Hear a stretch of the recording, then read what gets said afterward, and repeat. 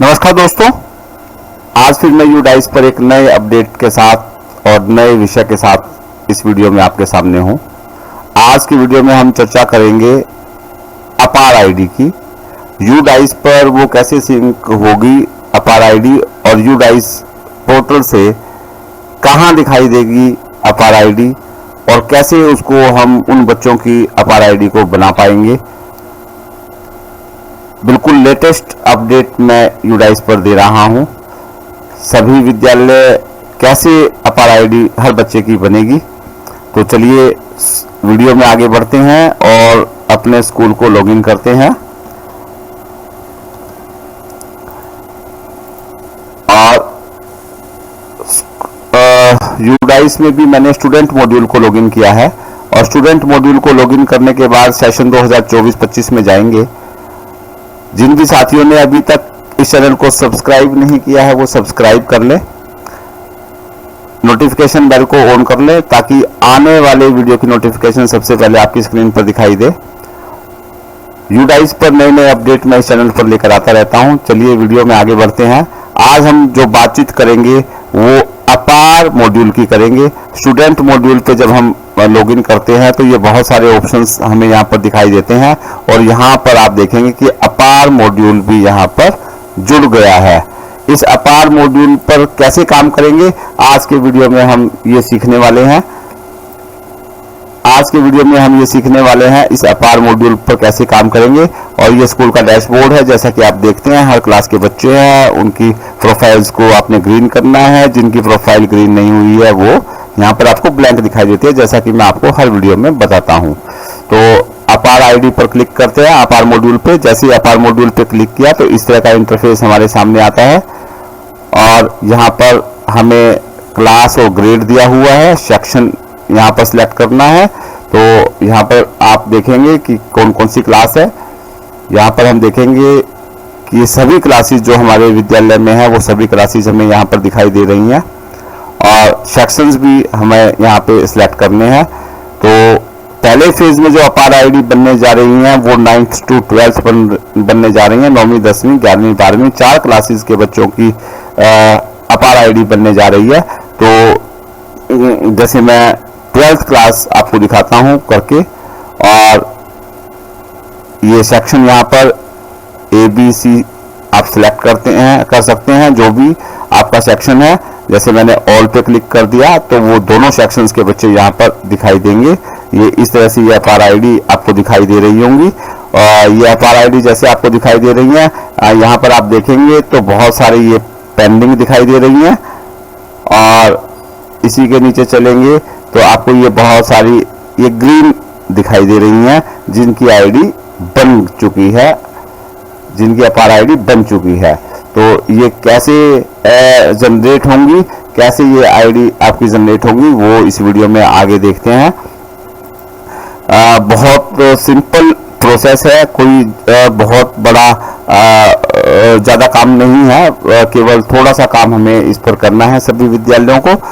तो ये 12th class के जैसे ये बच्चे मैं एग्जांपल आपको लेकर दिखा रहा हूँ। तो ये 12th क्लास के जो बच्चे हैं आप देखेंगे कि ये पेंडिंग है और यहाँ पर जनरेट का बटन दिया हुआ है और ये नॉट अवेलेबल, अपार आईडी अभी नॉट अवेलेबल है। आप यहाँ पर देखेंगे कि बच्चे की आईडी जनरेट हो गई है और ये अपार आईडी यहाँ पर उनकी बन गई है। ये अपार आईडी हर बच्चे की ये बन चुकी है। आपको यहाँ पर मैं एक चीज और भी दिखाता हूँ कि ये बच्चे का पैन नंबर है, परमानेंट एजुकेशन नंबर है और इसी के आगे 0 लगने के बाद ये अपार आईडी बन गई है। जो हमारा परमानेंट एजुकेशन नंबर है वही बिल्कुल सेम उसी के आगे 0 लगने से अपार आईडी बन गई है।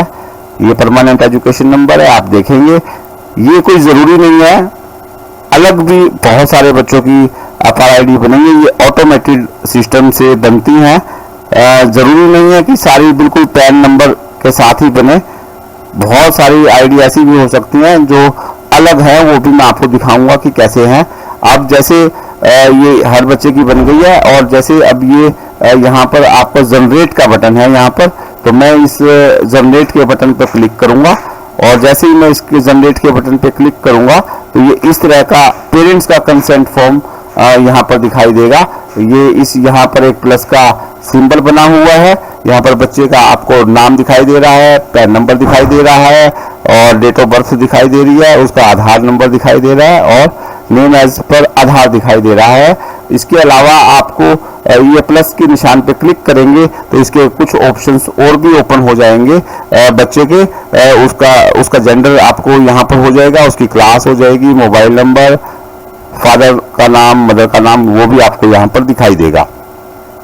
अगर आपको लगता है कि बच्चे का आधार यहाँ पर गलत है तो आप इस आधार की डिटेल को चेंज कर सकते हैं और यहाँ पर आप उस आधार को चेंज कर सकते हैं। अगर आपको लगता है कि आधार ठीक है तो आपको कुछ करने की जरूरत नहीं है। और वैसे भी अगर कुछ आपको इस ऊपर वाले फील्ड में इन फील्ड्स में कोई चेंज आपको करना है तो आपको ये जाना पड़ेगा। कहाँ पर जाना पड़ेगा, ये एक दिया हुआ है, क्या नोट दिया हुआ है, to update any of the about field visit general profile section of the students. इस स्टूडेंट की जनरल प्रोफाइल में आपको जाना पड़ेगा, वहां चेंज करेंगे तो यहाँ ऑटोमेटिक चेंज हो जाएगा। तो ये इसमें नोट दिया हुआ है, ये इसकी बेसिक प्रोफाइल जनरल प्रोफाइल में स्टूडेंट की उसमें जो भी डिटेल्स है वो सारी की सारी यहाँ पर रिफ्लेक्ट हो रही है। अगर इसमें कुछ चेंज करना है तो जनरल प्रोफाइल में जाएंगे और उसको अपडेट करेंगे तो वो यहाँ रिफ्लेक्ट हो जाएगी। उसके बाद ये कंसेंट है, कंसेंट में यहाँ पर जो भी उसका फादर मदर या गार्जियन है वो उसका नाम यहाँ पर आ जाएगा। जो कंसेंट फॉर्म हमने सब की फिजिकली मोड पर लेनी है, पेरेंट्स को बिठाकर पीटीएम कर पेरेंट्स को समझाकर कि इस कंसेंट के क्या फायदे हैं, इस FRID के क्या फायदे हैं और क्या नुकसान है, वो सब समझाकर आपको लेने हैं। अगर फादर है तो फादर और मदर है तो मदर आपको यहाँ से सिलेक्ट करना पड़ेगा। फादर और मदर और लीगल गार्जियन कोई है तो आपको वो सिलेक्ट करना पड़ेगा। फादर है तो यहाँ पर फादर सिलेक्ट करेंगे, मदर है तो मदर सिलेक्ट करेंगे। माना मैंने ये फादर सिलेक्ट करके ये नाम लिखकर हम कर देंगे और वो जो ये फादर या मदर या जो लीगल गार्जियन है वो जिसको भी सिलेक्ट किया है हमें उसी की आइडेंटिटी यहाँ पर लगानी है। उसी व्यक्ति का Aadhaar, PAN, voter card, driving licence, passport, ये 5 डॉक्यूमेंट हैं जो ये कंसेंट दे रहा है फादर मदर या लोकल गार्जियन, उसी का यहाँ पर वो लगना है। तो हमने माना उसका पेरेंट्स का आधार लगा दिया, फादर का आधार लगा दिया और जो भी आइडेंटिटी हमने लगाई है उसका proof number, identity number, Aadhaar है तो आधार नंबर, पैन है तो PAN number, voter ID card है तो voter ID card, driving license है तो ड्राइविंग लाइसेंस और पासपोर्ट है तो पासपोर्ट, उसका नंबर यहाँ पर आ जाएगा। और उसके बाद वो प्लेस आ जाएगा, दिल्ली में है, हरियाणा में है, यूपी में है, जो भी आपका स्टेट है, जिस भी स्टेट में जिस भी प्लेस पर आप देते हैं वो कंसेंट वो आ जाएगी। और फिजिकल मोड पर उसकी कंसेंट आपके पास है, उसकी डेट यहाँ पर आ जाएगी। तो ये आप फिजिकल मोड पर अपने पास रखेगा, स्कूल अपने रिकॉर्ड में रखेगा। और उसके बाद जो HOS है वो अपने यहाँ से HOS का नाम यहाँ पर आ जाएगा और वो उस बच्चे की कंसेंट को यहाँ पर सबमिट कर देगा। बस जैसे ही सबमिट पर क्लिक किया वैसे ही उस बच्चे की FRID 2 मिनट में उसकी जनरेट हो जाएगी। 2 मिनट भी नहीं लगेंगे, 2 सेकंड में उसकी जनरेट हो जाएगी अगर ये सब कुछ आपने ठीक से फिल कर दिया। तो ये कंसेंट यहाँ पर आ गई आपकी। अब चलिए बैक करते हैं। तो ये इस तरीके से आपका ये जनरेट बटन पे क्लिक कर आपको ये ID बना देनी है। अब आपको एक चीज और मैं दिखाता हूँ, वो क्या है, वो चीज मैं आपको दिखाऊं तो वो चीज है क्या कि यहाँ पर जनरेट का बटन है, ये ID हमारी जनरेट हो गई है, यहाँ पर जनरेट का बटन है, जनरेट का बटन है। तो आप यहाँ पर आप देखेंगे तो ये पेंडिंग लिखा हुआ है, FRID नॉट अवेलेबल है और ये जनरेट का जो बटन है वो ऑफ है। इस जनरेट के बटन ऑफ का क्या मतलब है, यहाँ पर आप देखेंगे, आप थोड़ा सा नीचे आपने जब देखा तो आप देखिए यहाँ पर ये जनरेट का बटन हमारा ऑन है, इस पर हम क्लिक कर पाएंगे और इस पर हम यहाँ पर देखिए ऑफ है। तो ये ऑफ क्यों है ये कैसे हमारा ऑन होगा। तो जैसे मैं इस जनरेट बटन पे क्लिक करता हूं तो आप जनरेट बटन पे क्लिक करेंगे तो ये हमारे पास एक मैसेज डिस्प्ले होता है, FRID जनरेशन डिसेबल है। वो डिसेबल क्यों है, please ensure the following conditions before proceeding the FRID generation. FRID को जनरेशन करने से पहले आपको कुछ नियम आपको करने हैं, कुछ फॉलो करनी है आपको इंस्ट्रक्शंस को। क्या फॉलो करना है, student basic profile should B तो कुछ चीजें आपको इसमें पूरी करनी है। जैसे स्टूडेंट की basic profile should be updated, student की बेसिक प्रोफाइल को आपने अपडेट करना है। Student should have unique PAN assign, उसका एक पैन नंबर असाइन हुआ होना चाहिए। Aadhaar detail should be provided and verified, उसका आधार जो हम जनरल प्रोफाइल में क्लिक करते हैं और बच्चे का आधार को वेरीफाई करते हैं वो भी उसका वेरीफाई होना चाहिए। और student name in the school record and name as per Aadhaar should be same, यानी कि स्कूल के रिकॉर्ड में भी नाम वही होना चाहिए और आधार पर भी वही नाम होना चाहिए। जैसे किसी बच्चे का नाम ले, जैसे सुनील, और जैसे मेरा स्कूल रिकॉर्ड में नाम है सुनील और आधार में है सुनील कुमार, तो दोनों जगह सुनील कुमार ही नाम होना चाहिए। जो नाम आधार पे है वही आपके स्कूल के रिकॉर्ड में नाम होना चाहिए और उसका मोबाइल नंबर शुड भी अपडेटेड होना चाहिए। स्टूडेंट की प्रोफाइल में नाम भी उसका अपडेटेड होना चाहिए। तो ये सारी चीजें आपको उस जनरेशन बटन को ऑन करने के लिए आपको करना पड़ेगा।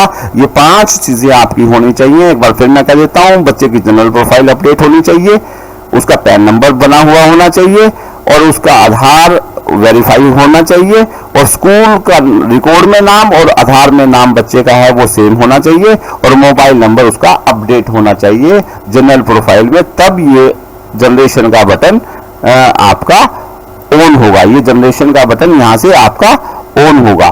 तो ये आप एक बार ध्यान रखेंगे कि इसका जब जनरेशन का बटन ये ऑन होगा तो ये 5 चीजें आपकी पूरी होंगी, यानी कि इस बच्चे का जनरल प्रोफाइल पूरा नहीं हुआ। मैं देखते हैं इसका, ये 12th ए सेक्शन है। 12th ए सेक्शन को मैं सिलेक्ट करूं तो स्कूल के डैशबोर्ड पर मैं जाकर 12th ए सेक्शन को मैं सिलेक्ट करूं, इसका व्यू मैनेज करूं मैं, तो इसका व्यू मैनेज कर देखते हैं तो ये सारे के सारे बच्चों की जनरल प्रोफाइल अभी पेंडिंग है। जब तक ये जनरल प्रोफाइल पेंडिंग रहेगी तब तक वो अपार आईडी जनरेशन का बटन वहां पर नहीं आएगा। और ये आप देखेंगे बच्चे के नाम के आगे ये ग्रीन टिक लगा हुआ है। इस ग्रीन टिक का मतलब ये है ये बच्चा आधार से वेरीफाई हो चुका है, आधार की साइट से इसका Aadhaar name, gender, date of birth से बिल्कुल सेम है।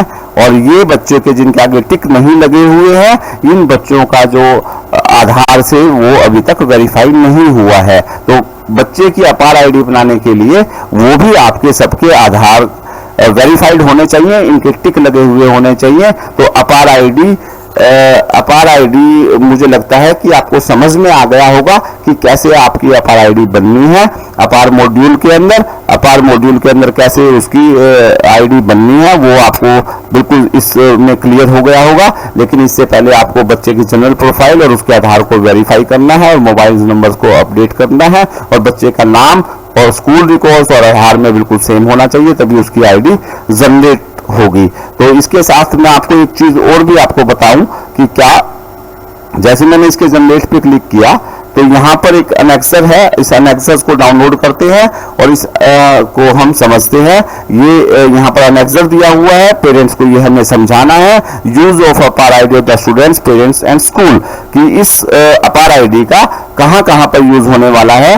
APAAR ID will be unique nature इसकी रहने वाली है। One nation one student ID यहाँ पर रहेगी जो इस स्टूडेंट को आइडेंटिफाई करेगी across all the use purpose and will easy to transfer student from one school to other state, यानी कि एक बच्चे की ये ऐसी पूरे नेशन में एक ही आईडी रहेगी।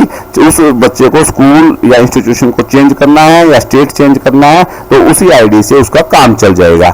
दूसरा वो कहता है it will be empower student with their own ID, हर बच्चे को एक आईडी मिलेगी तो वो एम्पावर होगा। जैसे आधार कार्ड उसको मिलता है ऐसे ये एक कार्ड उसको मिल जाएगा, एक यूनिक आईडी उसको मिल जाएगी और ये यूनिक आईडी उसकी लाइफ लॉन्ग तक रहने वाली है जो पूरे एजुकेशनल रिसोर्सेज में काम आने वाली है। APAAR ID will be useful tracking educational progress, उसकी एजुकेशनल प्रोग्रेस भी उसके अंदर दिखाई देगी। उसकी पूरी उसने 5th क्लास कब की, 6th क्लास की कब की, 8th क्लास की या कोई क्लास जंप की, उसका पूरा एजुकेशन का रिकॉर्ड उस आईडी के अंदर रहने वाला है। APAAR ID will be useful in monitoring the drop out student and the main streaming them, जो बच्चे ड्रॉप आउट हो जाते हैं और उनको मेन स्ट्रीमिंग करने में जो किसी वजह से क्लास छोड़ जाते हैं बीच में, उसको भी हम इस आईडी आईडी से हम ट्रैक कर पाएंगे और उसको मेन मुख्य धारा में जोड़ पाएंगे। उसके बाद APAAR ID will be gateway for accessing DigiLocker ecosystem will be stored digitally all achievement of students like exam result, holistic report card, health card, learning outcome beside the other achievements of the students be the Olympiad, sports, skill training और any field। यानी कि digi locker में ये सारा data चला जाएगा और पूरा का पूरा रिकॉर्ड उसकी एजुकेशन का हर साल का, जो ओलंपियाड में भाग लेता है, नेशनल और स्टेट लेवल पर वो कोई पोजीशन लाता है, स्पोर्ट्स में कोई लाता है, कोई स्किल ट्रेनिंग लाता है, हर बच्चे की हम जो जनरल प्रोफाइल को अपडेट करते हैं उसकी सारी की सारी जो तीनों प्रोफाइल्स को हम अपडेट करते हैं और जो उसमें रिकॉर्ड हम अपडेट करते हैं वो सारा का सारा रिकॉर्ड हर साल का यहाँ पर अपडेट होता रहेगा और उस डिजिटल आईडी जो उसकी है अपार आईडी, उस आईडी के अंदर वो सारा का सारा रिकॉर्ड होगा। और students can use the credit score for their higher education and employment purpose in future. यानी कि जो उसके एजुकेशन का जो स्कोर है, क्रेडिट स्कोर है, वो हायर एजुकेशन में भी और एम्प्लॉयमेंट में भी उसके काम आने वाला है। और उसके बाद